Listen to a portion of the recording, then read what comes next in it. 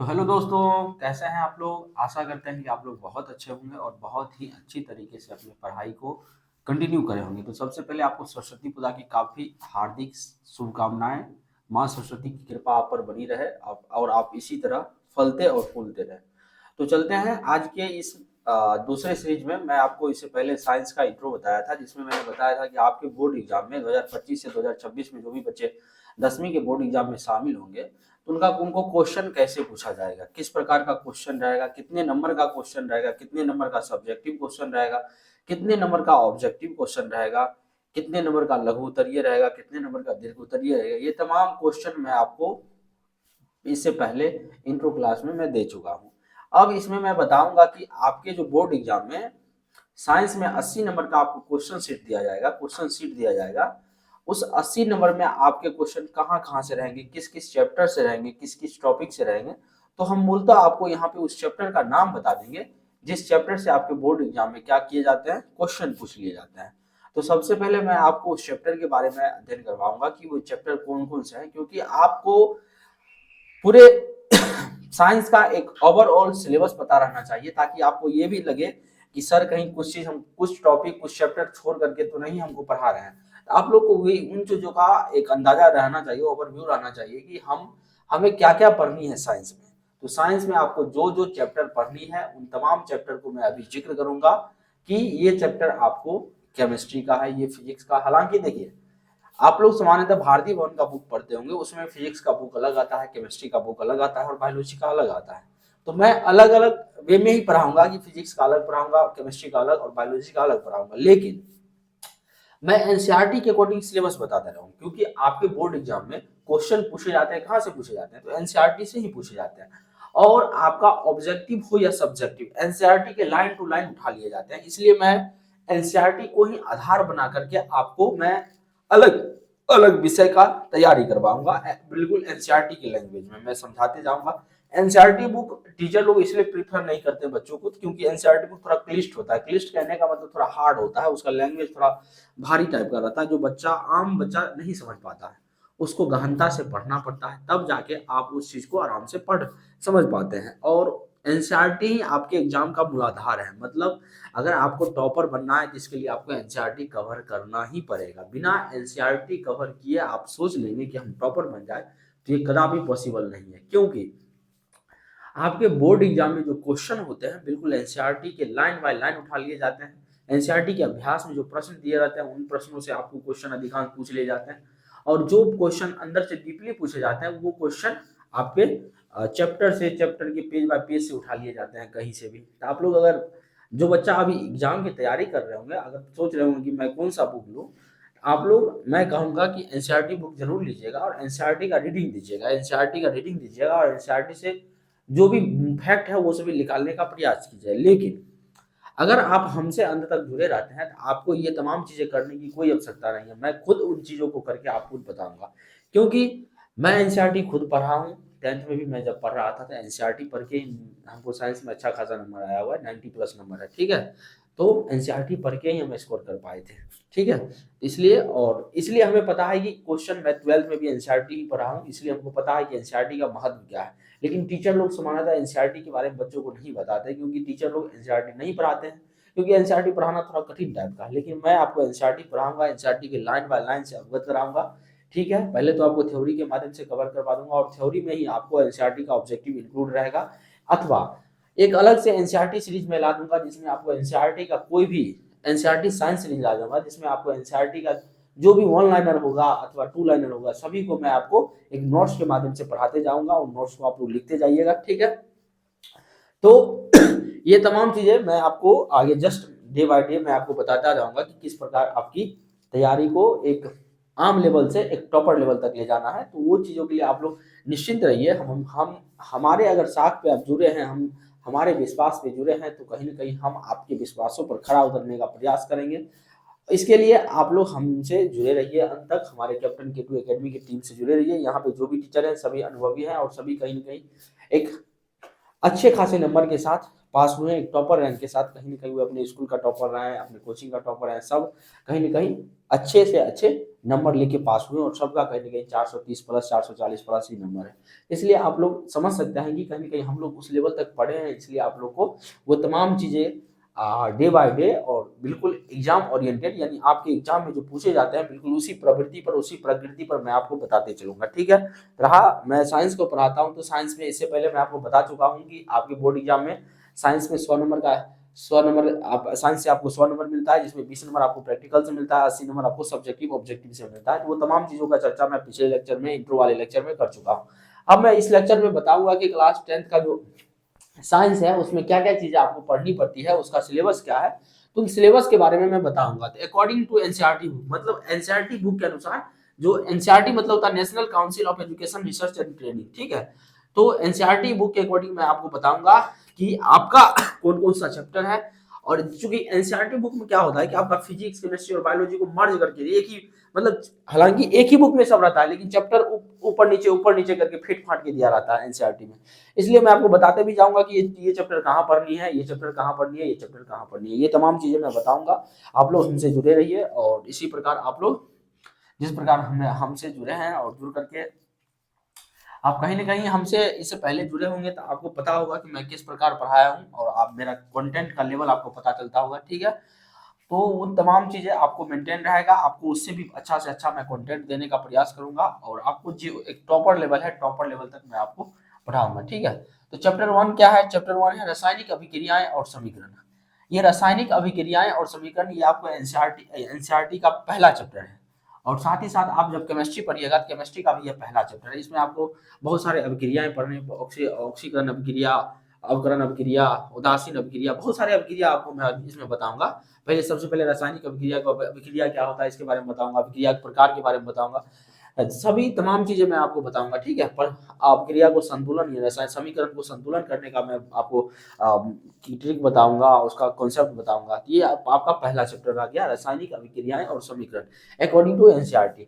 ये केमिस्ट्री का चैप्टर है। ठीक है, केमिस्ट्री का चैप्टर है। जब मैं केमिस्ट्री स्टार्ट करूंगा तो केमिस्ट्री में ये चैप्टर आपको पढ़ाऊंगा। ठीक है, लेकिन सिलेबस मैं एनसीईआरटी के अकॉर्डिंग बता रहा हूँ, क्योंकि एनसीईआरटी के अकॉर्डिंग ही आपको पढ़ना है, इसलिए मैं एनसीईआरटी के अकॉर्डिंग और पढ़ाऊंगा। मैं एनसीईआरटी और भारतीय भवन दोनों बुक से पढ़ाऊंगा। ठीक है, चैप्टर दूसरा का है, चैप्टर दूसरा है अम्ल, क्षार एवं लवण। चैप्टर दूसरा क्या है? अम्ल, क्षार एवं लवण, अम्ल, क्षार और लवण। तो अम्ल, क्षार और लवण ये भी आपका केमिस्ट्री का टॉपिक है। किसका टॉपिक है? केमिस्ट्री का टॉपिक है। किसका टॉपिक है? तो केमिस्ट्री का ये भी टॉपिक है। तो आपको मैं लिख देता हूँ बगल में, CHEMISTRY, केमिस्ट्री का टॉपिक है। अम्ल, क्षार, लवण ये भी केमिस्ट्री, CHEMISTRY, तो ये भी केमिस्ट्री का टॉपिक है। तो अम्ल, क्षार और लवण इसको भी आपको केमिस्ट्री में पढ़ना है और विस्तार पूर्वक इनसे आपको बहुत सारे क्वेश्चन बनते हैं आपके एग्जाम में। ठीक है, इमली में कौन सा अम्ल पाया जाता है, नींबू में कौन सा अम्ल पाया जाता है, क्षार के बारे में पूछा जाता है, दही में कौन सा अम्ल पाया जाता है, ये तमाम चीजें मैं बताऊंगा। दही खट्टा क्यों होते हैं, ये तमाम चीजें बताऊंगा। दही जमते क्यों हैं, बहुत सारी चीजें हैं आपको मैं बताऊंगा। चींटी, जैसे चींटी काट लेता है किसी को या बिढ़नी काट लेता है तो उसका डंक डंक क्यों लगता है, वो लहरता क्यों है, ये तमाम चीजें मैं इन सब चैप्टर के बारे में चर्चा करूंगा। इसमें चैप्टर तीसरा का नाम बता दूं कि धातु और अधातु है। ये धातु और अधातु ये भी एक केमिस्ट्री का चैप्टर है। किसका है? केमिस्ट्री का। ये भी एक केमिस्ट्री का चैप्टर है। ठीक है, इसको मैं केमिस्ट्री में चर्चा करूंगा। धातु यानी मेटल और नॉन मेटल। धातु जैसे आप लोग आयरन, लोहा पढ़ते होंगे, लोहा हो गया, सोना हो गया, स्टील हो गया, ठीक है, एल्युमिनियम हो गया, मैग्नीज हो गया, बहुत सारे धातु हैं। इनमें आप धातु और धातु के बारे में विस्तार जानकारी दूंगा, आप लोग जान जाइएगा इसके बाद की धातु धातु क्या होते हैं, धातु क्या होता है, उसके गुण के बारे में बताऊंगा, उसके प्रॉपर्टीज के बारे में बताऊंगा, बहुत कुछ बताऊंगा। ठीक है, उनका परमाणु क्रमांक बताऊंगा, तमाम चीजें मैं धातु धातु वाले चैप्टर में कवर करवाऊंगा। इसमें पीरियोडिक टेबल बताऊंगा। ठीक है, पीरियोडिक टेबल। चौथा है कार्बन और इसके यौगिक। चौथा क्या है? कार्बन और इसके यौगिक। कार्बन और कार्बन से बनने वाले पदार्थ, कार्बन और कार्बन से बनने वाले पदार्थ यानी उसका यौगिक जो है, कार्बन से बनने वाले, कार्बन और उसके यौगिक के बारे में चर्चा करूंगा। आपका चौथा चैप्टर है एनसीईआरटी के अकॉर्डिंग, ये भी केमिस्ट्री का टॉपिक है। किसका है? केमिस्ट्री का टॉपिक नहीं, ये चैप्टर है, CH चैप्टर है, केमिस्ट्री का। तो ये आपको किस में पढ़ना है? ये केमिस्ट्री में पढ़ना है। ये आपको केमिस्ट्री का है, कार्बन और इसके यौगिक, ये किसका है? केमिस्ट्री का चैप्टर है। तो ये मैं कार्बन और इसके यौगिक के बारे में मैं आपको बताऊंगा, विस्तार पूर्वक बताऊंगा। ठीक है, कार्बन के अप्रूफ के बारे में बताऊंगा कि हीरा क्यों कार्बन का अप्रूफ है। ठीक है, ये तमाम चीजें मैं बताऊंगा। ठीक है, अब उसके बाद हो गया जैव प्रक्रम। जैव प्रक्रम इसमें आपको बताऊंगा मानव के शरीर में जैव प्रक्रम यानी जीवों के अनुरक्षण के लिए जो प्रक्रम अपनाए जाते हैं उन तमाम प्रक्रमों के बारे में मैं चर्चा करूंगा। इसमें मैं बताऊंगा कि हम लोग खाना खाते हैं तो खाना कहाँ से पचना शुरू होता है, कहाँ जाके पचता है, और को उसी स्थिति में आधा आधा पचा हुआ खाना को क्या कहते हैं, पूर्ण पचा हुआ खाना को क्या कहते हैं, छोटी आंत क्या होता है, बड़ी आंत क्या होता है, ये तमाम चीजें मैं आपको बताऊंगा इसमें जैव प्रक्रम में बताऊंगा। ठीक है, ये आपका बायोलॉजी का टॉपिक है, तो आप लोग बगल में लिखते जाइएगा, ये बायोलॉजी का टॉपिक है। ठीक है, बायोलॉजी,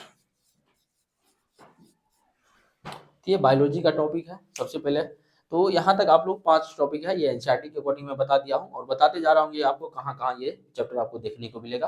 तो आशा करते हैं आप लोग इन सब चीज़ों को आप लोग लिखते जाइएगा, एक अलग से नोट बना लीजिए, अभी से ही एक कॉपी खरीद लीजिएगा, साइंस का एक अलग स्पाइरल टाइप का कॉपी खरीद लीजिएगा मोटा वाला। और उसमें पहले तो इंट्रो क्लास में मैं बताया हूँ कि एग्जाम में आपके कितने का नंबर का प्रश्न होंगे, वो तमाम चीजें आप लोग लिख लीजिएगा। उसके बाद आपका दूसरा पेज में ये दूसरा लेक्चर को लिख लीजिएगा, जिसमें मैं आपको सिलेबस के बारे में सविस्तार बता रहा हूँ, और सिलेबस के बारे में बताने के बाद आपका जो भी है सिलेबस शुरू हो जाएगा, यानी मैं पढ़ाई शुरू कर दूंगा आपका। ठीक है, तो ये मेरा सिलेबस लास्ट है, इसके बाद आपका अगला लेक्चर जो भी आएगा वो मेरा जो भी है बुक के अकॉर्डिंग आएगा और आपके सिलेबस के अकॉर्डिंग आएगा। तो आशा करते हैं कि आप लोग ये सब चीजें लिख लिए होंगे, तो अथवा स्क्रीनशॉट ले लीजिए, इसको लिख लीजिएगा।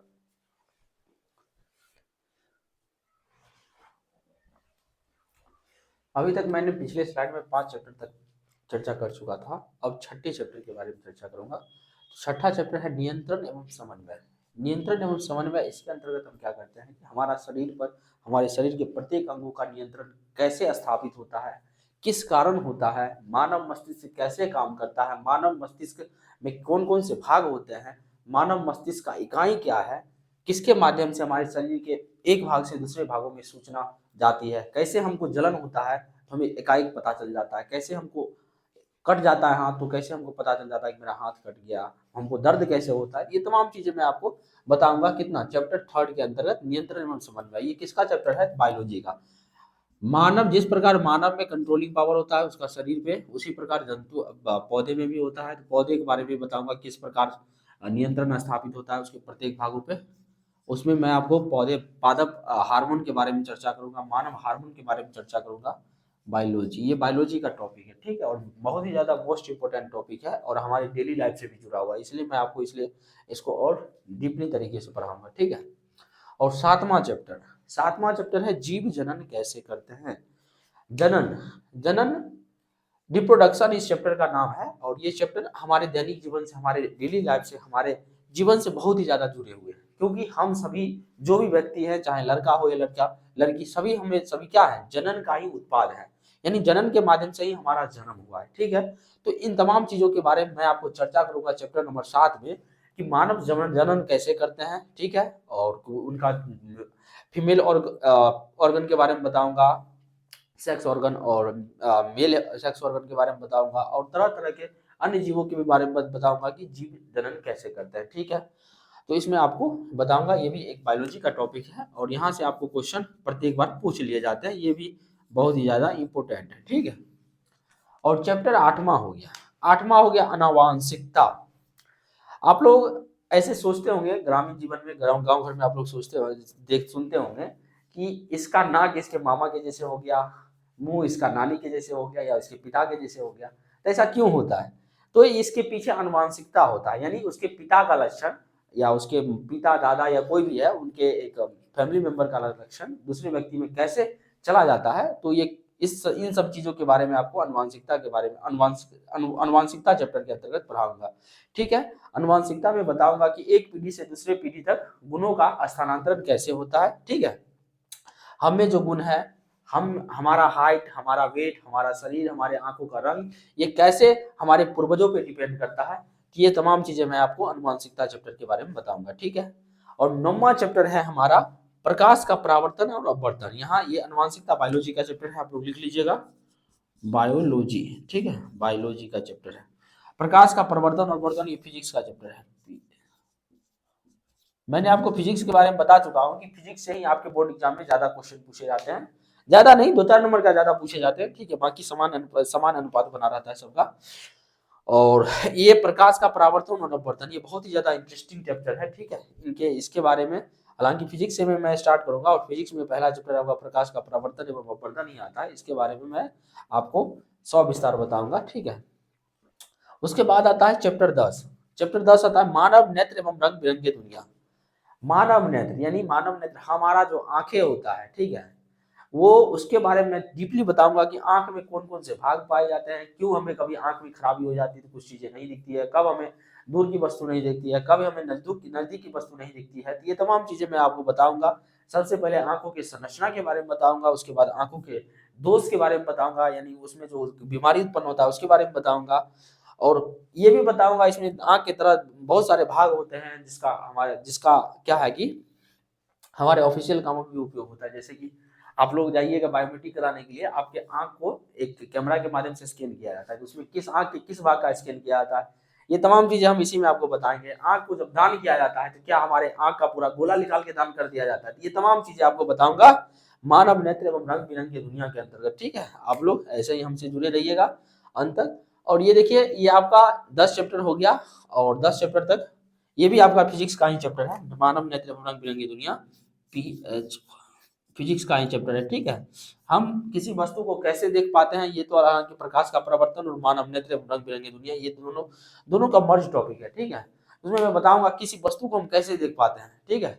ये तमाम चीजें मैं बताऊंगा मानव मानव नेत्र एवं रंग बिरंगी दुनिया के अंतर्गत। यहाँ तक आप लोग आशा करते हैं कि लिख लिए होंगे, ठीक है। लिख लीजिए अथवा स्क्रीनशॉट ले लीजिए, इसको बाद में लिख लीजिएगा, इसके लिए एक अलग कॉपी बना लीजिएगा, सेपरेट कॉपी बना लीजिएगा, जिसमें आप लोग इसको अच्छे से लिख लीजिएगा, ठीक है। तो 10 चैप्टर तक मैं अभी जिक्र कर दिया हूँ, ठीक है। पहला जिसमें छठा चैप्टर नियंत्रण समन्वय, 7वां जीव जनन कैसे करते हैं, 8वां चैप्टर अनुवांशिकता हो गया, 9वां चैप्टर हो गया प्रकाश का परावर्तन एवं अपवर्तन, और 10वां चैप्टर मानव नेत्र एवं रंग बिरंगे दुनिया। तो आप लोग इन सब चीजों का देख लीजिए, स्क्रीनशॉट ले लीजिएगा। अब मैं आपको पिछले दूसरे स्लाइड में मैं आपको 10 चैप्टर तक चर्चा किया था। अब मैं आपको 11वां चैप्टर के बारे में चर्चा करूंगा। 11वां चैप्टर का नाम है क्या, विद्युत। ये वही विद्युत है जिसका उपयोग हम लोग आम दैनिक जीवन में बल्ब जलाने के लिए, टीवी चलाने के लिए, मोटर चलाने के लिए, तमाम आदि चीजों में करते हैं। इनके बारे में मैं चर्चा करूंगा कि इलेक्ट्रिसिटी क्या है, ठीक है। ये तमाम चीजें मैं चर्चा करूंगा। डीसी वोल्ट क्या होता है, एसी वोल्ट क्या होता है, आप लोग डीसी बल्ब के बारे में सुने होंगे, एसी बल्ब के बारे में सुने होंगे, डीसी करंट के बारे में सुने होंगे, एसी करंट के बारे में सुने होंगे, ये तमाम चीजें मैं इसमें चर्चा करूंगा, ठीक है। चैप्टर 12 जैसे आर्थिंग का उपयोग क्यों होता है, फ्यूज का उपयोग क्यों होता है, ये तमाम चीजें इसी के अंतर्गत विद्युत चैप्टर के अंतर्गत मैं करूंगा, ठीक है। तार, ब्लैक तार, व्हाइट ब्लू तार क्या होता है, ब्लैक तार और रेड तार क्या होता है, ये तमाम चीजें मैं इसी में बताऊंगा, ठीक है। न्यूट्रल फेज क्या होता है, ये सब चीजें इसी में आपको बताऊंगा। तो चैप्टर उसके बाद 12वां हो गया, ये फिजिक्स का चैप्टर है, ये विद्युत हो गया, फिजिक्स का चैप्टर है, ठीक है। किसका है, फिजिक्स का, ये फिजिक्स का चैप्टर है, ठीक है। अब हो गया चैप्टर 12 विद्युत धारा का चुंबकीय प्रभाव। इसमें मैं विद्युत के बारे में बताऊंगा, इसमें विद्युत धारा का चुंबकीय प्रभाव बताऊंगा, ठीक है। विद्युत धारा और चुंबक के आपसी अंतर संबंधों के बारे में मैं बताऊंगा, ठीक है। चुंबक के बारे में बताऊंगा, इसमें कि चुंबक क्या होते हैं, उसके कितने पोल होते हैं, ठीक है। क्यों चुंबक समान ध्रुव वाले चुंबक सट जाते हैं, क्यों दो विपरीत ध्रुव वाले चुंबक एक दूसरे को क्या करते हैं, सट जाते हैं, और दो समान ध्रुव वाले चुंबक क्या होते हैं, एक दूसरे को धकेलने का प्रयास करते हैं, ठीक है। तो ये भी टॉपिक कहाँ का है, ये भी टॉपिक हमारे फिजिक्स का है। कहाँ का है, फिजिक्स का है। और 13वां चैप्टर है हमारा पर्यावरण हमारा पर्यावरण। ये चैप्टर आपकी बोर्ड एग्जाम के दृष्टिकोण से भी महत्वपूर्ण है काफी, ये भी फिजिक्स का ही चैप्टर है। इसमें आपको बताया जाएगा कि हम अपने पर्यावरण क्या होता है, हम अपने पर्यावरण को मित्र किस प्रकार बना सकते हैं।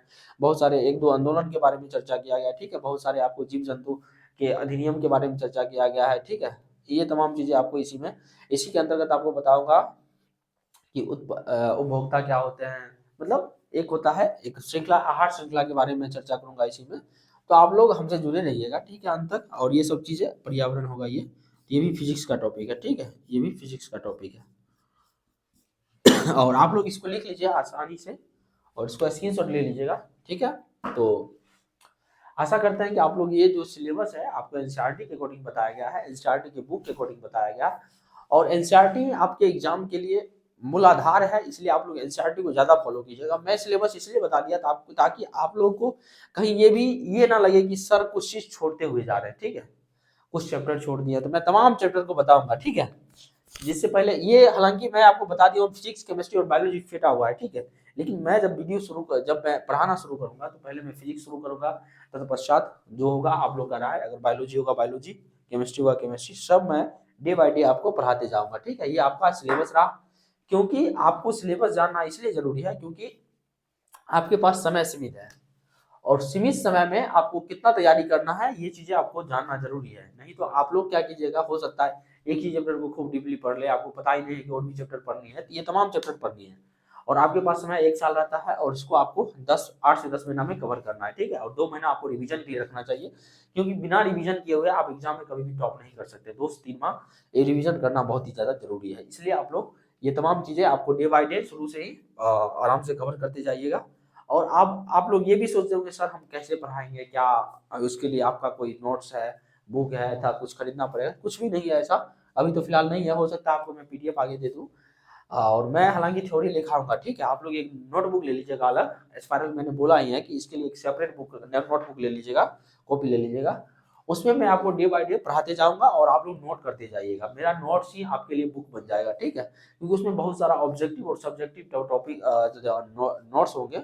सब्जेक्टिव बहुत सारा कंटेंट रहेंगे, ऑब्जेक्टिव कंटेंट रहेंगे, उसके माध्यम से आपको 80% थ्योरी के माध्यम से आप 80% क्वेश्चन आराम से बना लीजिएगा, ठीक है। बाकी 20% के लिए हम आपको लास्ट में जो है बहुत मेरे मॉडल सेट करवाऊंगा और क्वेश्चन बैंक करवाऊंगा, बहुत कुछ है आपको करवाऊंगा लास्ट तक, ठीक है। इसके लिए एक सेपरेट कॉपी बना दीजिए, मैं लिखाते जाऊंगा, आप लोग पर डे बाय डे लिखते जाइएगा, ठीक है। आशा करते हैं कि आप लोग ये तमाम चीजें समझ गए होंगे। तो आज का क्लास यहीं तक। अब आगे मैं अगले दिन से आपको जो भी है फिजिक्स का लेक्चर लेके आऊंगा। फिजिक्स ही मैं पढ़ाना शुरू करूंगा आपको, और मैं बताऊंगा फिजिक्स को बहुत ही सरल भाषा में, बहुत ही अच्छे तरीकों से, बहुत ही डीपली तरीके से। तो आप लोग ये तमाम चीज़ें कर लीजिएगा, ठीक है। तो फिर एक बार सरस्वती पूजा की हार्दिक शुभकामनाएं आप लोग को। माँ माँ सरस्वती की कृपा आप लोग पे बने रहे, और आप लोग ही अगला एग्जाम का टॉपर बने, ठीक है। तो चलते हैं, जय हिंद।